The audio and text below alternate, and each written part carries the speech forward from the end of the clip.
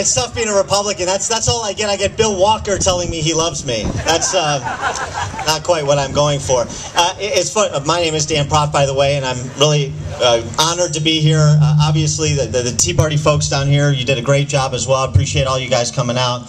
You know, in the immortal fashion of Harry Carey, a friend of mine noticed this week, after the announcement that Representative Stupak would not be running for re-election. Yeah.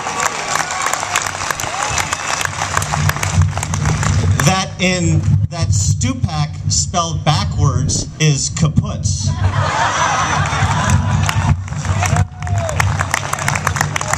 And so he is, and the reason he is, and the reason that Democrats are on the run, and the reason that conservatives are going to lead back to control of Congress is because of what the Tea Parties have done here and around the country.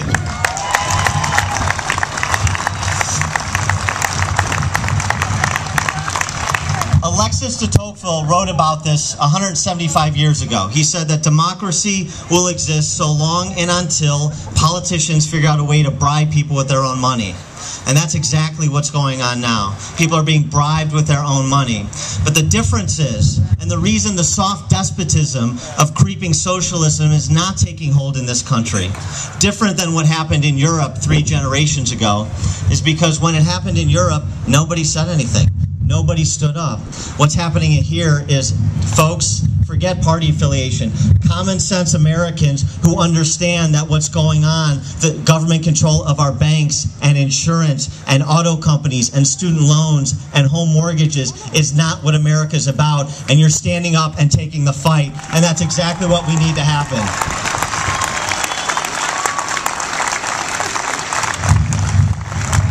Because I'll tell you what, the left never stops. They never stop.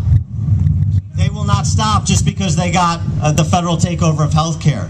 You know what's coming next. It's going to be a backdoor immigration reform that opens up health care coverage for 12 to 20 million people that are here illegally. That is going to be cap and trade, which would destroy manufacturing in this country, drive our manufacturing base out of this state and off of our shores.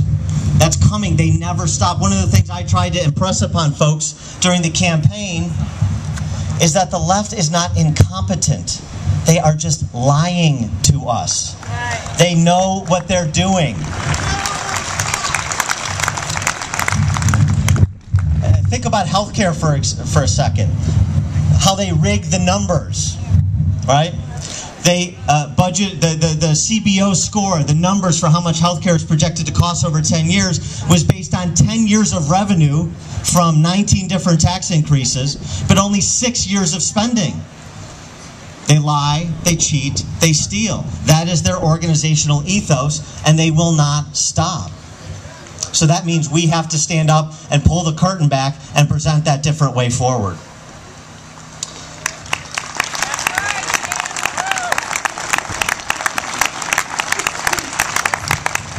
And it's not just those other issues that are on the horizon. Look what they're doing in defense of this healthcare abomination. Henry Waxman, right? His hearings coming up. He is whistling AT&T and Verizon and 2 of Illinois' biggest employers in the private sector, John Deere and Caterpillar, before his committee. Because he wants, an irony of all ironies, Waxman wants these companies to explain to him how they do accounting. This is the federal government demanding Fortune 500 companies to come before them and explain to them their accounting. We need business folks to stand up and demand that the federal government explain to us the federal government's accounting.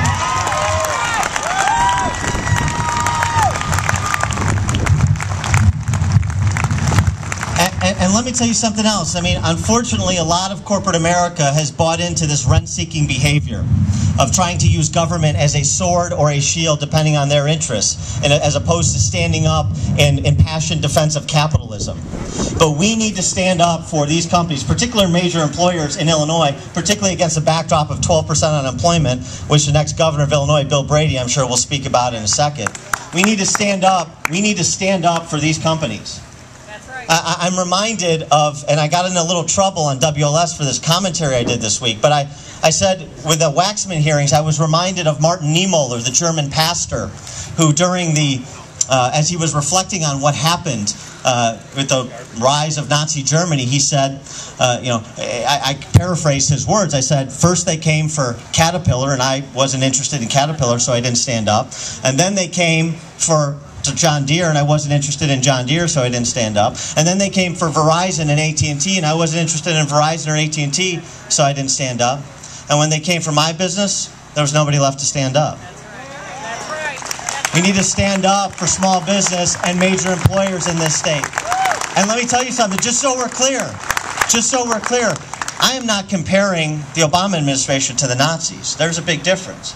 The Nazis took the lives of millions of human beings.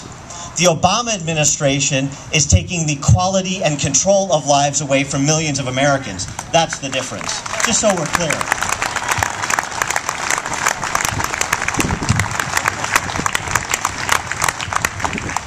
I'll tell you what else the Tea Party has done. It's resuscitated the Republican Party in Illinois and around the nation.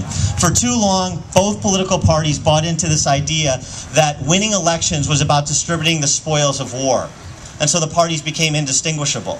But thanks to you, the Republican Party is rediscovering its roots and rediscovering its contrast message that winning elections is the means to policy ends. Policies that promote the founding principles, the founding values of this nation. And I'll tell you what, even in Chicago Democrat-controlled Illinois, you're having an impact.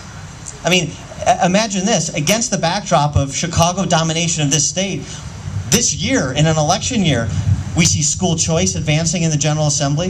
We see a modest, admittedly modest, but it's still something, pension reform advancing in the General Assembly. And we even have most of the General Assembly, outside of our current governor, opposed to tax increases. That's a minor miracle in this state. We're winning the battle of ideas, and that's where we need to continue the fight.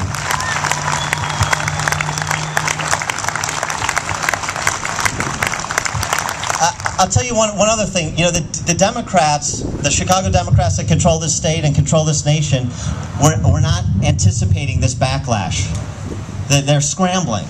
I'm reminded of the story of Peter Benchley, who was the screenwriter who wrote Jaws. But before he did that, he was a speechwriter for LBJ for a very short time. And he was going to resign his position as a speechwriter for LBJ. So the last act was to prepare a few cue cards for a speech that LBJ was going to give in the Rose Garden. And so he did and LBJ was kind of notorious for not reading the cards before they were presented to him. He would just go up there like Obama does, and he didn't have a teleprompter in those days, so he read off the cards. And so the first card said, "There are some who say that we cannot have victory in Southeast Asia without honor, but I say that we can, and I'm going to tell you how.